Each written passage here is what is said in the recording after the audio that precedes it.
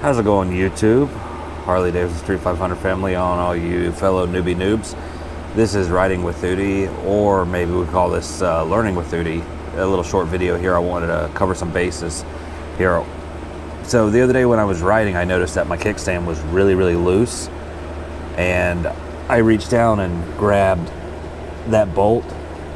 It was so loose I could turn it with my fingers, and same with this bolt. So what you want to do is you want to check these bolts, make sure they're good and tight. They take a 13 millimeter, and when you're doing it, you can have somebody help you just hold the bike up and take pressure off the kickstand. That'd probably be the best way to do it. I didn't have anybody at home at the time, so I ended up having to just push the bike with my hand. But yeah, check those bolts, make sure they're good and tight.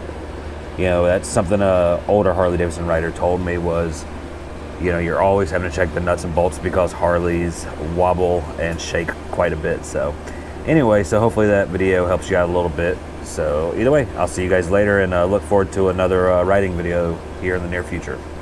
Later.